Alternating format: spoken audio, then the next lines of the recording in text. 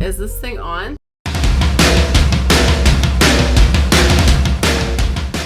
Hey beautiful souls, Amanda here. Welcome back to my channel, and if you're new, hi, glad you showed up. So today is week 2 of The Artist's Way. I covered in week 1 already. I'm not comfortable on camera, so yeah, sorry for the awkwardness, but hopefully I'll get better. So week 1 was basically just a recap of discovering, how this all works and what the morning pages are all about, and just sort of getting comfortable with doing them.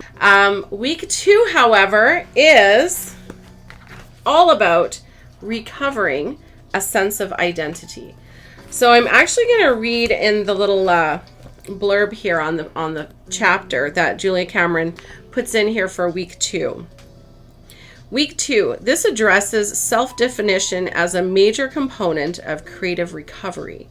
Now, you may find yourself drawing new boundaries and staking out new territories as your personal needs, desires, and interests announce themselves. The essays and tools are aimed at moving you into your personal identity, self-defined you.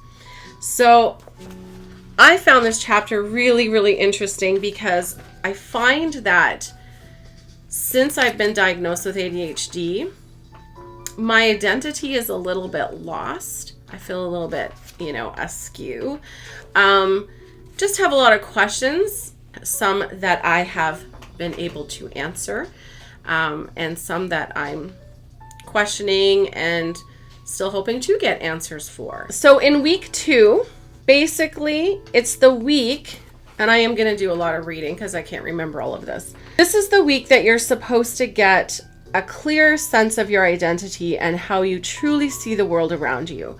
So setting boundaries. Look at the people that you surround yourself with. What is the environment that you are in most of your time? Who exactly are you? These are some of the questions that you have to start asking yourself. Where does your time go? What do you do with your time? That's a tough one. It really makes you question some of the things that you actually do. Some of the time that you waste doing scrolling, nothing, scrolling on the phone, watching TV, bad habits. Just kind of gets you to start asking yourself some of those questions, those hard questions. Who do you have in your life that you would consider is a crazy maker or a poisonous playmate, so to speak? She describes these people as they break rules or they break deals, they destroy schedules, they expect special treatment, they discount your reality, so they gaslight you, they spend your time and your money. They triangulate those that they deal with. So they will try to play one against the other. They are expert blamers, but seldom where they belong. They poke their nose into places that don't belong. They hate order. They thrive on chaos. They deny that they are crazy makers. And they hate schedules except for their own. Now, in saying that, I have seen some of these traits in myself in past years. That's not a pretty thought. Do you see some of those traits in yourself or are in some of the people that you surround yourself with? If so, it may be time to just kind of take a step back and see if that person or that environment or that job or whatever the situation is that you're in is serving you in a positive way. So I'm just going to read from the book here. Julia Cameron's description of crazy makers. Crazy makers are those personalities that create storm centers. They are often charismatic, frequently charming, highly inventive, and powerfully persuasive. And for the creative person in their vicinity, they are enormously destructive. You know the type, charismatic, but out of control. Long on problems and short on solutions. They basically create the drama. So this week, Julia Cameron gets you to kind of go deep and see who in your life, who you surround yourself with, may be that poisonous playmate in your life, and to just kind of be aware of it. Now, this chapter also had me diving really deep into my past as a child, as an athlete, into my teenage years, as a new mom, going to therapy, and basically just looking back and seeing how, I've looked at some of my life's situations and I'm very self-doubt full of myself. That came out wrong. I have a lot of self-doubt. I'm not full of myself. A lot of self-doubt. And, just looking back and just kind of realizing who I was as a child. I had an incredible imagination and I was very active and creative. I look back as to how my talent as a competitive figure skater was for many, many years in my childhood and into my teens. And then I had a knack for drawing I discovered in my teenage years. As well as a young adult, I started singing and had a love for karaoke. Had the dreams of becoming a singing sensation. Which, never happened, of course, right? Because of, there again, self-doubt. All the poisonous playmates, perhaps. All the self-critics. The self-critic in my head telling me I'm not good enough, right? And looking at becoming a new mom and raising my children and all the evidence of all the wonderful things that I did, along with the lessons and the challenges and what I look back and foresee as failures really weren't. They were just falling forward, right? So, and this week, Julia Cameron teaches you to try to give yourself some grace on that. So to not just be so critical of what you've done or what you haven't done in your life. To look back and to collect all the evidence of all the amazing things that you have done and try to create your identity from that, right? Try to refine that. Also, it had me diving deep into past relationships and navigating an abusive marriage and divorce. And then challenging relationships, the good, the bad, and the ugly, until now I have found my life mate, my partner in crime, my soulmate. And now I have great confidence in knowing what it takes to have a happy, healthy marriage.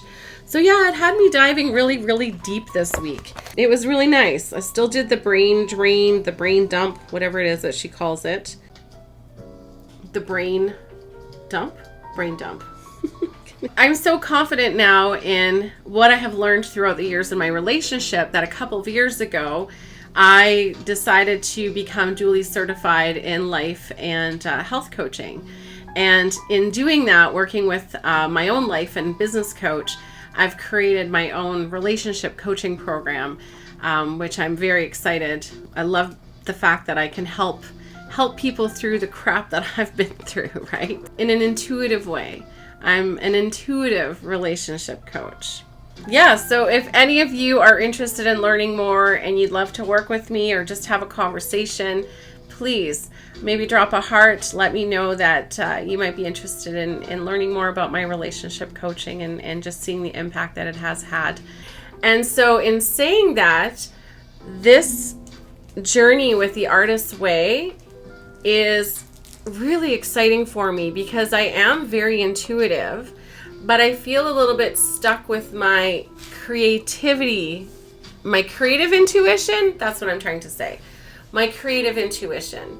So this is why I'm on this journey. I just want to learn more and expand my intuition into other areas of my life so I can just help people to understand themselves a little bit better as I get to understand my own brain.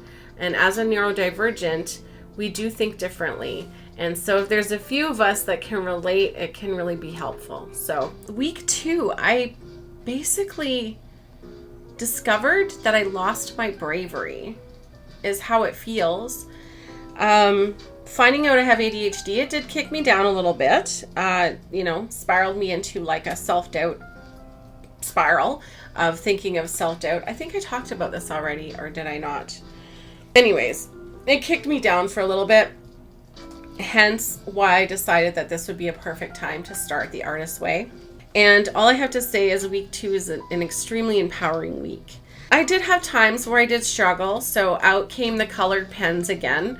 And, I lit a few candles and had my crystals out and did all the things that I find help me get into my calm mode, quiet my brain mode. Just gets me set for writing my morning pages. And I'm proud to say that I did morning pages 7 days, every single morning, and I did do a few of the tasks.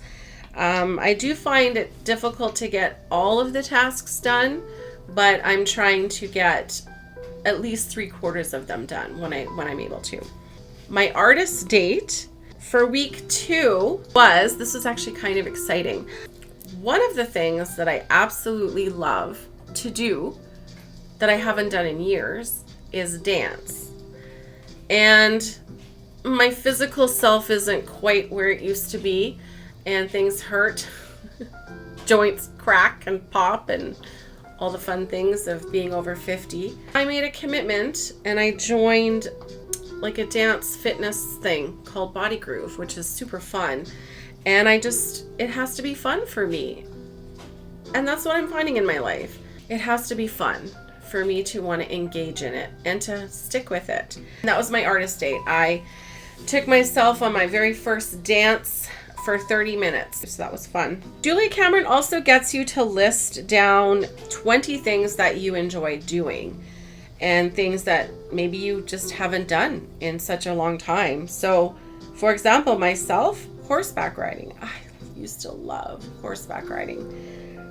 And I just haven't gone for so long for a few different reasons, but nothing good enough to not go. So that is something that I'm going to be looking at having as an artist date in the future, maybe in the summer when it's a little bit warmer out. Also, things that are coming up for me, quadding. I think I've been quadding 3 times in my whole life and I loved it so much. I haven't made soup in a long time, baked bread. These are the things that are kind of coming up for me that are somewhat a little bit surprising, but it's interesting when you're given the time to think and write down your thoughts, what actually come up for you. So that's been pretty cool. That was a really cool experiment. That was a really cool task. I said cool way too many times. Another task is to list 10 tiny changes that you would like to make for yourself. So I'm not sure how tiny these are, but her examples was 1, go to China. Don't think it's very tiny, but I don't know, I guess maybe if you don't live too far from China, maybe that is not that big of a change. Get a new set of sheets so that you have 2 sets. Oh, and for me, it's like paint my bedroom or organize my office, purge, things like that. I actually did do that during week 2 as well, which was nice. Oh, and she also suggests, like anything that you want to change out of your life. Like maybe you want to dump your bitchy friend Alice. I don't know. Sorry to any Alices out there. Yeah, so overall, week 2, what was it about again? So just to wrap up week 2 on recovering a sense of identity, like your own self-identity, it was really empowering. I went really deep. It was emotional. Yeah, eye-opening, empowering, and I'm excited. I'm excited to jump into week 3 and see how that goes. So let me know if you have completed week 2. Where are you at? Have you made any significant changes? And any changes at all are like amazing. So give yourself some grace, and I really hope you check out week 3. If you haven't checked out week 1 yet, go take a look. It's hopefully we'll get better on camera. So if you like this, please come hang out with us. Don't forget to share, like, and follow. Don't forget to like, share, and follow. No, that's not right. Don't forget to like, share, and subscribe.